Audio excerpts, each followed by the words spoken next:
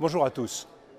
L'Office européen de lutte antifraude, qui est en charge de la protection des intérêts financiers de l'Union européenne, a rendu récemment son 30e rapport annuel.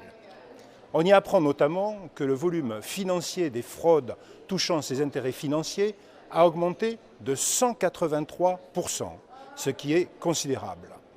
En France, deux parlementaires, l'un de La République En Marche, l'autre UDI, devaient rendre un rapport explosif sur l'état des fraudes aux prestations sociales.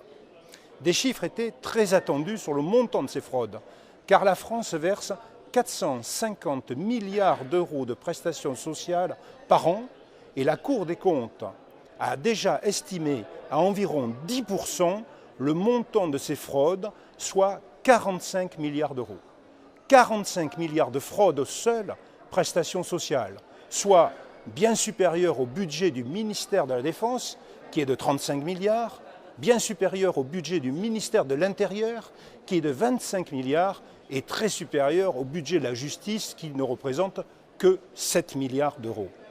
Ce rapport parlementaire, tellement attendu, ne fera finalement que l'effet d'un pétard mouillé, car leurs auteurs n'ont pas obtenu de réponse de plusieurs administrations.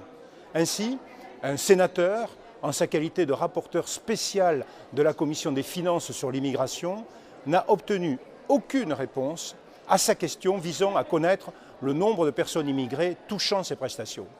Il semblerait même que des consignes aient été passées pour ne rien répondre de précis aux parlementaires.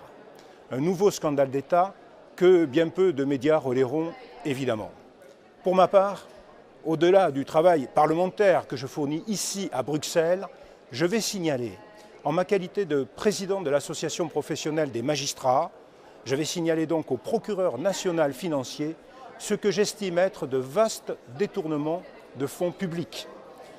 En espérant naturellement que la justice réussira là où le Parlement a échoué, là où le gouvernement ne veut rien dire. En tout cas, il ne faut pas se priver de le faire savoir. N'hésitez surtout pas. Merci à vous.